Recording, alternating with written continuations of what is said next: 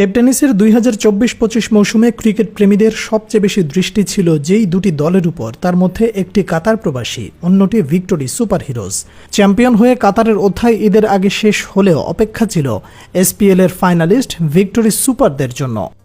সেই অপেক্ষার আজ অবসান হয় জাঁকজমক আয়োজনের মধ্য দিয়ে শাহরাস্তি প্রিমিয়ার লিগের পর্দা নামার সাথে সাথে, যা ভিক্টোরি সুপার হিরোজ ভক্তদের জন্য একেবারে সুখকর ছিল না।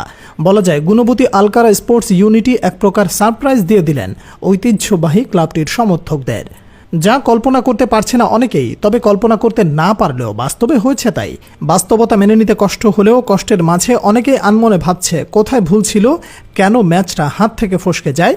কেউ ভাবতে পারে টসে জয়লাভ করে ফিল্ডিং করার সিদ্ধান্ত নেওয়া ভুল ছিল, কেউ বা দুষতে পারে বোলিংকে, কারো কাঠকড়ায় ব্যাটিং। তাহলে প্রশ্ন হচ্ছে মূলত ভুলটা কোথায় ছিল?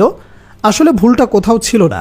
সহজভাবে বলতে হয় চ্যাম্পিয়নের শিরোপা জয়ের ভাগ্য নিয়ে আজ মাঠে আসেনি দলটি।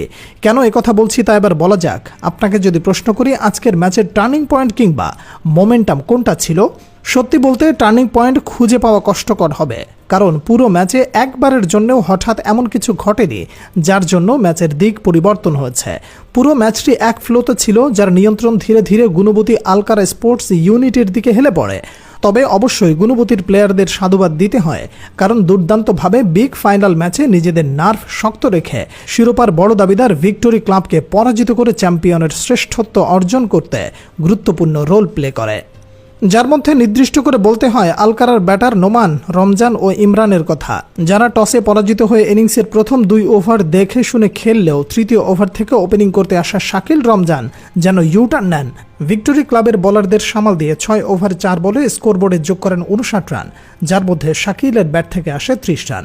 প্রথম জুটিতে 59 রানের পর দ্বিতীয় উইকেট জুটিতে দলটি পৌঁছে যায় 10 ওভার 3 বলে 112 রানের ঘরে। এই জুটির সর্বোচ্চ 60 রান আসে রমজানের ব্যাট থেকে। রমজান আউট হলেও 3-এ ব্যাট করতে আসা নোমান ফেনীর উদীয়মান ব্যাটার রাকিব ও ইমরানকে নিয়ে ধীরে ধীরে দলকে শক্ত অবস্থানে নিয়ে যায়, যার ফিনিশিং টাচ দিয়েছেন নোমান ইমরান। এই দুই ব্যাটার শেষ 6 ওভার 4 বলে 109 রান তুলে নির্ধারিত 20 ওভারে 250 রান সংগ্রহ করেন। নোমান 73 আর ইমরান অপরাজিত ছিলেন 45 রানে। 20 ওভারে 251 রানের বড় টার্গেট না হলেও শুরুতে হোঁচট খেয়ে বসে ভিক্টোরি সুপার হিরোজ। যদিও আরিফ রকি দ্বিতীয় উইকেট জুটিতে শুরুর ধাক্কা সামাল দিয়ে দলের চাহিদা অনুযায়ী রান তোলেন। 5 ওভার 3 বলে দলীয় 52 রানে ব্যক্তিগত 35 রানের সাজঘরে ফেরেন আরিফের পর সাজিদ দ্রুত ফিরলেও গুল্ডির সঙ্গে রকির জুটিতে 11 ওভারে 112 রান সংগ্রহ করে দলকে জয়ের রেসে রেখে গুল্ডি ফিরে যান এনামের বলে। গুল্ডির ফিরতে না ফিরতে 6-এ ব্যাট করতে আসা ইমনও ফেরেন সাজঘরে। এই জায়গায় কিছুটা পিছিয়ে পড়ে দলটি। যদিও দলীয় অধিনায়ক সোহেল রানার ব্যাটে তা কাটিয়ে ওঠার চেষ্টা করেন, কিন্তু সোহেল রানার সেই চেষ্টার সফলতার মুখ দেখেনি যোগ্য সঙ্গীর অভাবে, কারণ দলটি পরপর হারিয়ে বসে রকি নাজমুলের উইকেট, যার সাথে সাথে জয়ের পথও কঠিন হতে থাকে।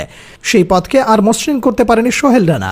এই ব্যাটারের 56 রান শুধু দলের হারের ব্যবধান কমিয়ে 50-এর ঘরে নিয়ে আসেন। গুণবতীর হয়ে সাগর ছাড়া অন্যান্য বোলাররা সমান 2টি করে উইকেট শিকার করেন। দর্শক, এবার আপনিই বলুন এই ম্যাচের কি নির্দিষ্ট কোনো টার্নিং পয়েন্ট ছিল? তবুও বারবার অনেকেই টস পর্বকে ইস্যু করতে চাইবে এই ম্যাচ হারের জন্য, যেটাকে আসলে বড় কোনো ইস্যু বলে মনে হয় না, কারণ ভিক্টোরি দলের বোলিং ইউনিট টুর্নামেন্টের সেরা বোলিং ইউনিট ছিল।